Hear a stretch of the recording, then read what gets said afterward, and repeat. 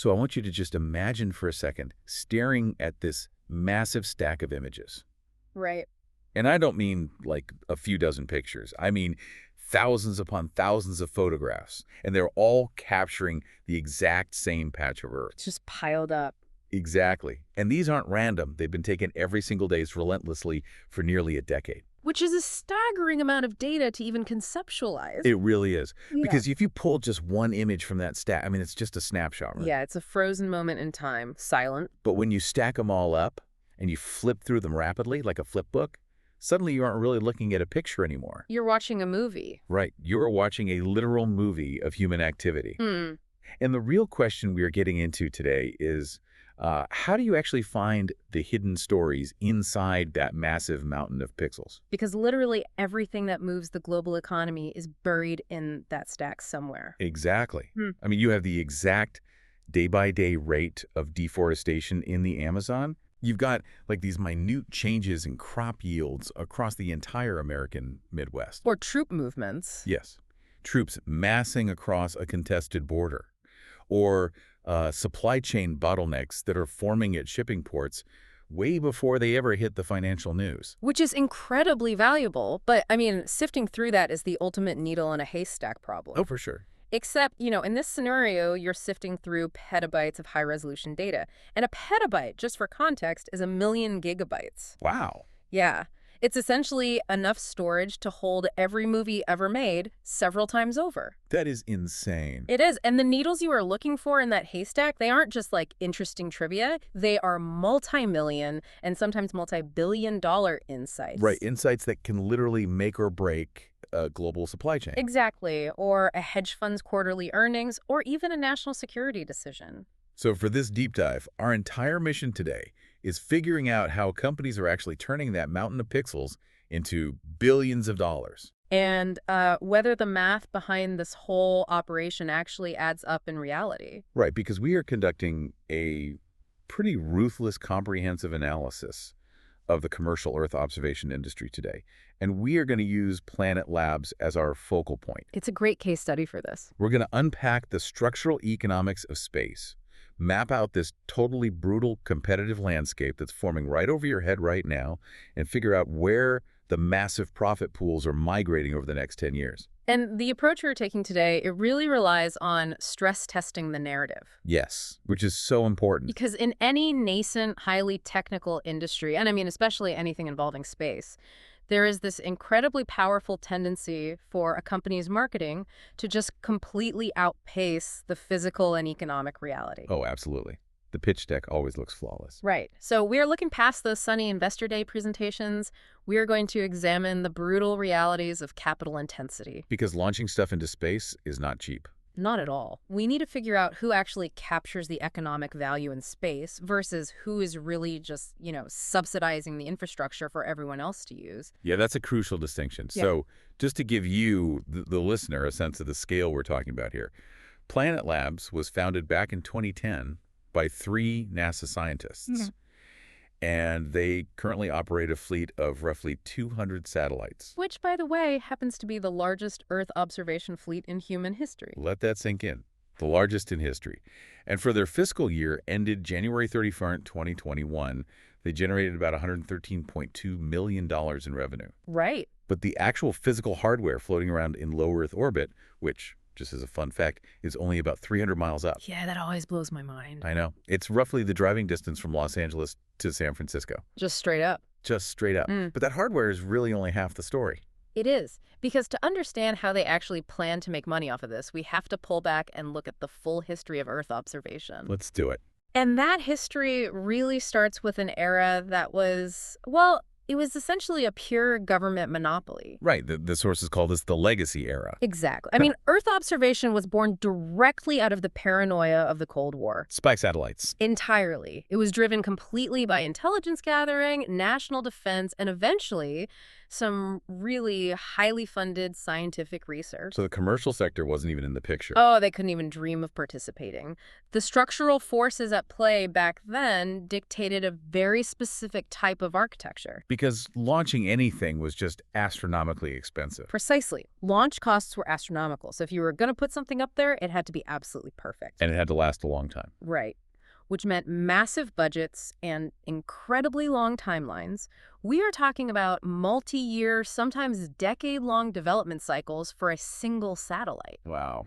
And the satellites themselves, they were massive, highly bespoke pieces of hardware. Like how massive are we talking? Think of a machine the size of a literal school bus weighing several tons. A school bus in space. Yeah. And they had to be that large because to achieve ultra-high resolution from hundreds of miles away, the physics of the optics just require incredibly large, complex, and really heavy mirrors. Right, you can't cheat physics. You really can't. And back in the early days of programs like Corona, it's wild. These spy satellites were literally taking physical photographs on actual film. Right, like analog film. Yes. And then they would drop the physical film canisters back down into the atmosphere. You're kidding. No, and military planes would fly by and try to snag them out of the sky midair with hooks. Okay, that sounds like something straight out of a James Bond movie. It really does. Yeah. But it perfectly highlights just how constrained the technology was back then. Right. And because the hardware was so incredibly expensive and rare, the business model had to reflect that scarcity, didn't it? It absolutely had to. So the sources we were looking at refer to this legacy business model as one-to-one tasking. Yeah, one-to-one tasking. So in that model, a satellite is treated as a highly prized, extremely limited resource. Like a luxury asset. Exactly. It's pointed at a specific target for whoever the highest bidder is. Which was basically always a national defense department. Almost without exception. If a military general needed to see a specific facility in, say, a hostile nation, they tasked the satellite. They gave it a specific coordinate. Right. The satellite maneuvered into position, took the single shot, and the military bought that one specific image. Got it. So if you were in the commercial sector, like, say, an oil company looking for a new reserve, what did you do? You essentially had to feed off the scraps. You got whatever excess capacity was left over, assuming you could even afford the exorbitant fees. Right. And the original incumbents in this space, the companies building these school buses, were the massive defense contractors. Yeah, we were talking about Airbus Defense and Space, and the companies that eventually merged to form Maxar. Like Digital Globe and GOI. Exactly. Names you might recognize from older news stories. They really mastered the art of the bespoke billion-dollar satellite. But then we hit this massive inflection point over the last decade. A total paradigm shift. The industry just gets hit by these two parallel technological forces that completely disrupted that old monopoly. Right. So the first force was a huge surge in global space investment. Largely led by companies like SpaceX. Yes. SpaceX systematically drove down the average cost of launching a rocket. They made it reusable. Exactly. So the barrier to entry just plummeted. But the second force, and honestly, arguably the more disruptive one, came from the consumer electronics revolution. The stuff happening in our pockets. Right. The exact same innovations that made your smartphone so incredibly powerful, the miniaturization of gyroscopes, processors, camera sensors. Right, because my phone camera is amazing now. Right. And that suddenly allowed for the drastic shrinking of satellite components. So Moore's Law finally reached low Earth orbit. It finally did. And this brings us to a concept the sources call agile aerospace. Okay. I have to share this striking anecdote from the source material because it perfectly captures the culture clash between that old guard and this new disruption. This is a great story. So around 2014, Will Marshall, he's one of the co-founders and the future CEO of Planet, he gave a TED Talk. Right.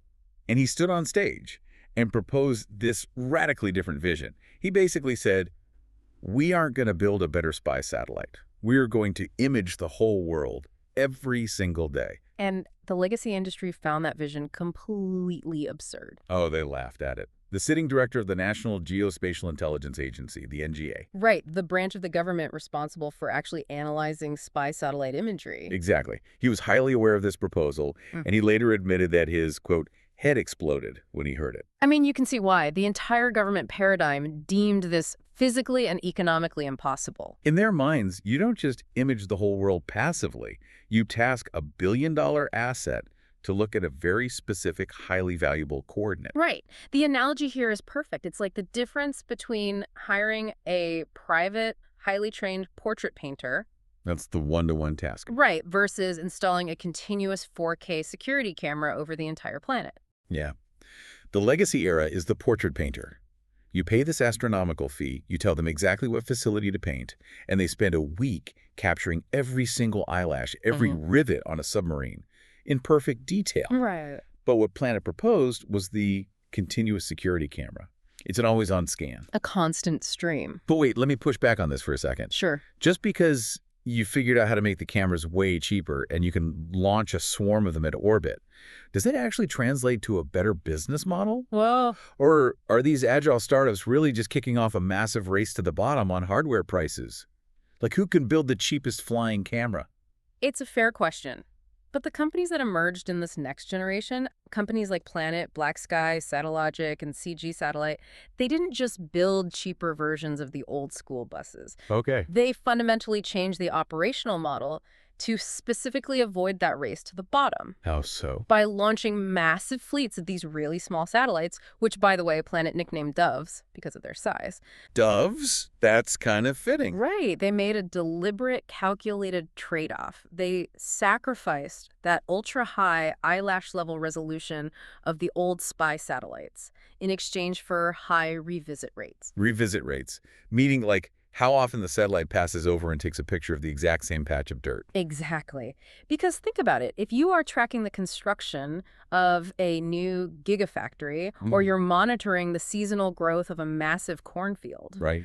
you don't necessarily need a resolution so sharp that you can literally read the license plate on the construction tractor. You just need to see that the building is getting bigger. Exactly. But you absolutely need a new picture every single day to measure the rate of that change over time. That makes total sense. And that is the core philosophy of agile aerospace. You iterate quickly, you launch constantly, and you prioritize the frequency of the data over absolute optical perfection. Okay, so the narrative transition here is really fascinating because we are shifting from analyzing, rocket science to analyzing pure unit economics.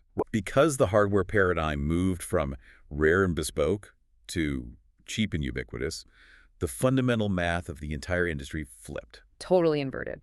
We are looking at a transition from hardware margins to software margins. Which is where the real money is. Exactly. Yeah. And the specific structural innovation that Planet introduced to capitalize on this is the one-to-many data subscription model. Right. And this is key. In the legacy tasking model, remember, you take an image and you sell it exclusively to the military for a really high price. That's a one-to-one transaction. Yes. But a one-to-many model changes the math entirely. You aren't waiting for a customer to call you up and ask for an image. You're just scanning anyway. Exactly. You just scan the entire Earth's landmass automatically every single day. Wow. You take that massive, continuous data stream, you put it on a cloud-based platform, and you sell access to the exact same daily data to an unlimited number of customers simultaneously. So you capture the image once, but you sell it infinitely. Infinite times. The capital intensity is completely front-loaded. Right, because it's still massively expensive to design and manufacture 200 satellites. And you still have to pay to launch them into orbit. You have to build out a global network of ground stations just to pull all that data down from space. And run mission control 24/7. Exactly. So the upfront cost is huge. But, and this is the magic of the model, once that image is actually captured, beamed down, and sitting on your cloud server, Yeah. the marginal cost to sell that exact same image to the 100th customer or the 1,000th customer essentially approaches zero. So the economic profile suddenly stops looking like a traditional aerospace manufacturing company. And it starts looking remarkably like a high-margin software as a service or SaaS business. That is wild. But I mean, if you are running a SaaS model, you need a massive, hungry market to sell into, right? You need a lot of subscribers. Absolutely do. And the sources cite Allied Market Research here, which projected the total addressable market, the TAM, growing from $5.5 billion in 2019 to an estimated $19 billion in 2027. That is a massive jump. It's huge. Yeah. So we really need to figure out what is actually driving that demand shock. Like, who is suddenly buying all this space data? Well, the documents identify two massive dual tailwinds that are really expanding that market. Okay, what's the first one? The first is what they term digital transformation. A classic tech buzzword. Right. But in this context, it's very real. Businesses across basically every sector are actively trying to embed real-time data about the physical world into their digital corporate workflows. Okay, how so? Well, Planet essentially wants to position itself as the Bloomberg terminal for Earth. The Bloomberg terminal for Earth. I like that. Right, because just as a financial trader relies on a Bloomberg terminal for real-time pricing data on equities, Yeah. an agricultural conglomerate wants real-time data on global crop health. They want to forecast yields and price commodities weeks before the actual harvest happens. Or like a hedge fund wants to track the number of cars in every single Walmart parking lot across the country. Exactly, to predict quarterly retail earnings before Walmart even announces them. It's all about creating an informational asymmetry. Bingo. If you know what's happening in the physical world before your competitors do, that data is worth its weight in gold. Literally. Okay, so that's the digital transformation. What is the second tailwind? The second one is sustainability transformation. ESG. Exactly. Yeah. There is this massive global push driven heavily by new government regulations and internal corporate mandates to rigorously monitor environmental impact. Right, because companies can no longer just run an ad claiming they are being green. No, they have to mathematically prove it. Right. So we are talking about tracking illegal deforestation deep within really complex supply chains. Like ensuring the palm oil in your products didn't come from a newly slashed rainforest in Indonesia. Exactly that. It involves measuring carbon emissions at specific industrial sites and monitoring biodiversity loss. Because you cannot manage what you cannot measure. Right. And Daily Savvy imagery provides this completely unbiased, scientifically accurate, and globally consistent measurement tool. Something that third-party auditors can actually verify. Exactly. Think about how this affects you as an investor or a business owner. If you are investing in a retail giant and their competitor is using daily satellite scans to optimize their supply chain. Or to prove compliance with those new strict European environmental regulations. Right, and your company's just flying blind. You are at a massive disadvantage. Huge. So let's look at how a company structures itself to actually capture a piece of that $19 billion pie. Because Planet is highly vertically integrated. Extremely. They literally design and manufacture their own satellites in-house. Yep. They operate the radio antennas at the ground stations. They run the mission operations software. And on top of all of that, they are building the cloud-native software and the AI machine learning platforms to deliver the analytics directly to the customer. Right, so they control the entire technology stack. From the silicon floating in space to the software on your laptop. And management frequently highlights this vertical integration as their primary competitive advantage, right? Framing it as agile aerospace mission capabilities that grant them unmatched speed. Right. Their argument is that by controlling the actual physical sensor in space, they can rapidly iterate. Like launching new sensors based directly on what their software customers are asking for. Exactly. It creates this really tight, closed feedback loop. Okay, but wait. I need to push back here. Go for it. Management always loves to brag about building everything in-house. But historically, isn't that a terrible idea? Usually, yes. I mean, in the history of the tech sector, industries almost always fragment as they mature. Think about the early days of computing. Right. IBM. Yes. IBM built the hardware, they wrote the operating system, and they wrote the software. They did everything. But eventually, the market forced fragmentation. Intel built the chips, Microsoft wrote the software, Dell built the hardware. Because specialization wins out. Exactly. So isn't it incredibly expensive and arguably really inefficient to be the aerospace manufacturer, Andy the cloud software engineer, Andy the AI data analyst all at once? It is a massive undertaking. Right.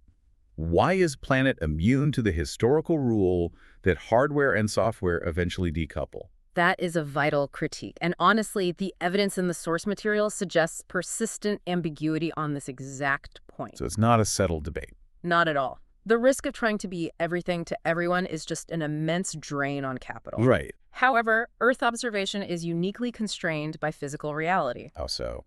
Well, the argument for their vertical integration is that the hardware is still so deeply entangled with the data quality that you just can't decouple them yet.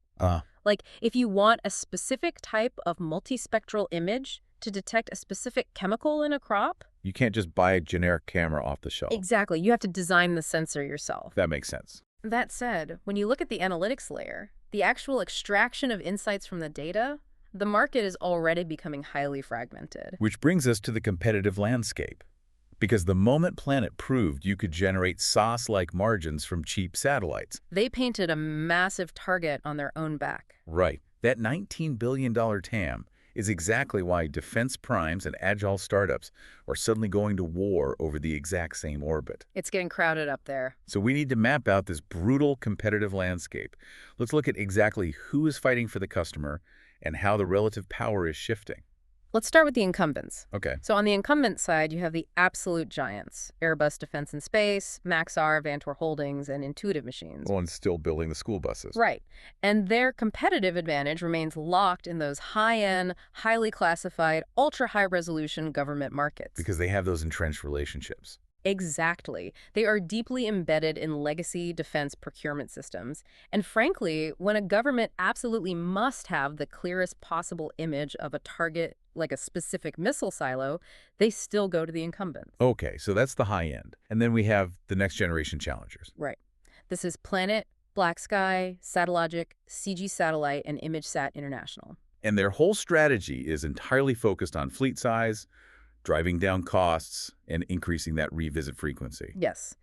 And it's worth noting that Planet claims a very distinct superiority in this specific challenger group. Right. According to a 2021 pre-IPO call referenced in the sources, Planet claims they collect 100 times the area of any other player per day. Which is a staggering multiple. It is. And their scan is fully automatic and whole Earth, whereas many of the other next-gen players are still kind of relying on a hybrid model. Right, where they're still tasking their small satellites for specific clients rather than just scanning blindly. But the real battleground, and where your point about historical fragmentation becomes so critical, is the analytics layer. This is where things get really messy. Because customers, by and large, don't actually want raw pixels. No, they don't want to hire a team of 50 geospatial analysts just to stare at images all day. They want answers. Exactly. They want an API feed that just tells them, here is the exact volume of oil currently sitting in a storage tank in Cushing, Oklahoma. Based on, the shadows cast by the floating lids on those tanks. Right. Or they want a simple spreadsheet detailing the exact number of cargo ships currently idling outside the port of Los Angeles. Simple, actionable answers. Yes. And this demand for answers pits Planet directly against pure-play data analytics platforms. These are companies like Orbital Insights, Descartes Labs, Geospatial Insight, and Earth Daily. Exactly. And here's where the industry dynamics get incredibly complex. Yeah, the sources call this co-opetition. It is the absolute definition of co-opetition.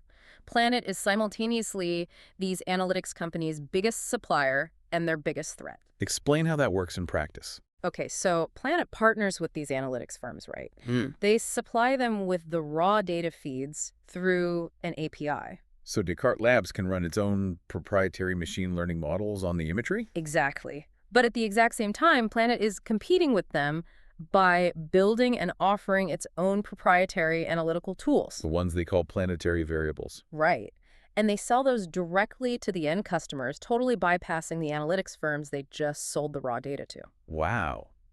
It is a very delicate high-wire balancing act. It really is. They are trying to act as both the foundational infrastructure provider, like the AWS of space, and a competing application layer on top. And this tension raises a crucial point about substitution risks. Because the threat to Planet's business model doesn't just come from other satellites up in orbit. No, the threat comes from below and it comes from above. Right. So looking from below, you have the aerial providers. Manned aircraft and unmanned drone fleets. Right. Because physics dictates that the closer you are to the subject, the better the resolution. So if a construction company needs to monitor a single specific site in ultra-high detail, say, to ensure a massive concrete foundation is poured correctly. A drone is going to offer way better resolution. Better resolution, better accuracy, and far cheaper localized economics than trying to task a satellite. And drones are completely immune to cloud cover. Which is a huge deal because clouds block optical satellites on a daily basis. Oh, right. Okay, so that's the threat from below. Oh. And from above, conceptually, you have the massive data aggregators. The tech behemoths, Apple, Google, Microsoft. Because they have virtually unlimited capital. Unlimited capital, and they already aggregate massive amounts of geospatial imagery for their consumer products like Google Maps or Apple Maps. So the structural risk here is that these giants just decide to move aggressively into the enterprise Earth observation space. Exactly, effectively commoditizing the entire data layer and pushing companies like Planet down to mere wholesale, low-margin data providers. But as scary as that is, the ultimate wild card, and this is detailed extensively in their actual SEC 10K risk factors, is government crowding out. This is massive. The United States government runs massive, highly capable scientific satellite programs, right? Like Landsat and MODIS. Yes. And the European Commission operates the Copernicus program, which includes the Sentinel constellation. And increasingly, nations like India, South Korea, and Taiwan are launching their own highly sophisticated observation satellites. Right. And just to clarify for the listener, when we talk about Landsat or Copernicus, we aren't talking about classified spy satellites. No, these are massive scientific instruments designed specifically to monitor the environment.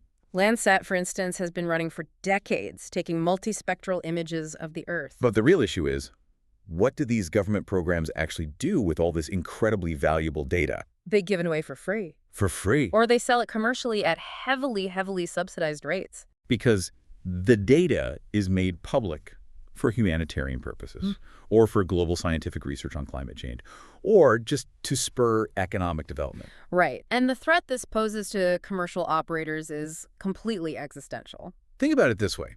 This is like trying to build a premium, highly profitable bottled water business. Okay. You spent billions of dollars building the bottling plant.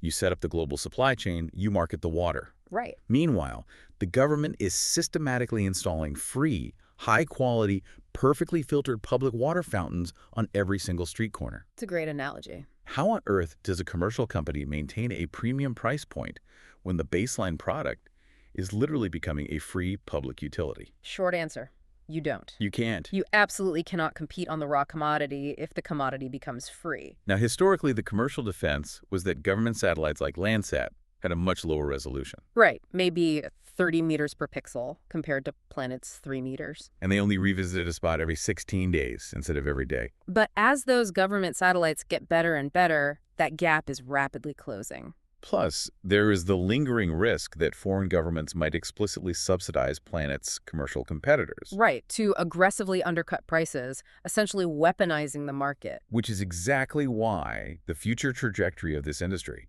and the migration of the profit pool over the next 10 years is the most critical puzzle we have to solve today. It is. The era of selling raw imagery is ending. The margins on pixels are shrinking fast. Fast. Even the legacy government buyers, the military and intelligence agencies who used to buy bespoke satellites or raw imagery by the square kilometer, they are shifting their procurement strategies entirely. They now want detections, alerts, and subscription services natively integrated into their command systems. We are witnessing a fundamental value migration down the chain, from pixels to answers. Exactly. Raw satellite imagery is basically like someone handing you a massive encyclopedia written in a language you don't speak. It contains all the knowledge in the world, but it's totally useless to you. Right. The artificial intelligence and machine learning analytics layer acts as the real-time translation service. Yeah. It reads the entire encyclopedia and just hands you a one-page summary in English.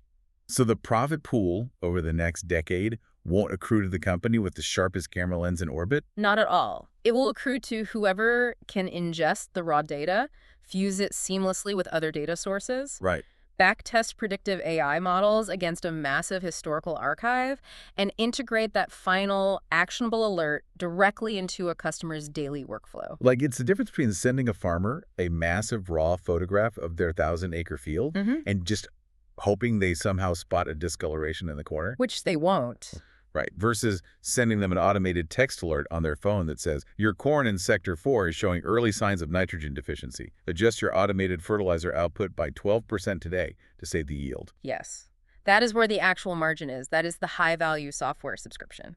And Planet is attempting to leverage its unique data set, that daily whole Earth archive going back nearly a decade, to train those AI models better than any newcomer could. Because you can't train an AI to recognize a 5-year trend in deforestation if you only launched your first satellite last year.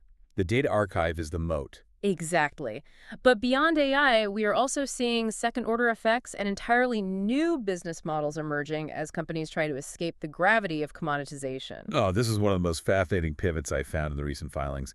It's something called Constellation as a Service. Yes, this is a huge strategic shift. Planet is opening up an entirely new revenue vector where they are stepping back and actually selling satellite services and custom-built satellite fleets to large enterprises and foreign governments. It is a brilliant, if totally necessary, maneuver. Right.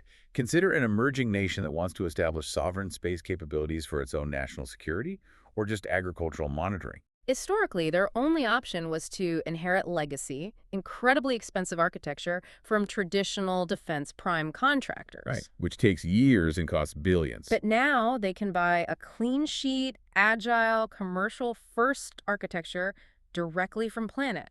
So Planet essentially builds the satellites, secures the launch, and manages the constellation for them. Providing reliable mission systems, engineering, and ground station infrastructure. It essentially transitions Planet from just selling data to selling the picks and shovels of the new space boom. Exactly. And this feeds directly into what management calls the flywheel effect. Okay, break that down. You capture the imagery, you extract the AI insights, and then you push the boundaries of where that processing actually happens. Right, because as they mentioned in a recent investor call, they are experimenting with edge computing.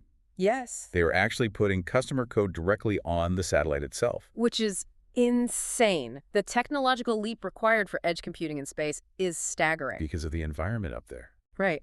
In space, you are severely restricted by power availability, and your electronics are just constantly bombarded by radiation. Right, which fries normal computers. Exactly. So historically, a satellite's brain couldn't handle intense AI processing. It just captured the image and radioed it down. But beaming terabytes of raw image data down to a ground station via X-band radio frequencies takes time. Sometimes hours. And it uses massive bandwidth. So edge computing means putting the server literally on the satellite. Hardened against radiation to process the image while it is still in orbit. So instead of sending down a massive image file, the satellite's AI detects the forest fire, or like the illegal fishing vessel crossing a maritime boundary. And it just beams down a few kilobytes of text. Just an alert and the exact GPS coordinates. Yes. You reduce the time from capture to an actionable answer from several hours to a matter of minutes. And that speed drives more urgent usage, which fuels the platform's value, which feeds the flywheel. That's the theory anyway. Okay, right. That is the polished management narrative. The pitch deck version. Exactly. It's a beautiful, clean story about a network effect, where their proprietary data advantage and edge computing create this insurmountable moat. Right.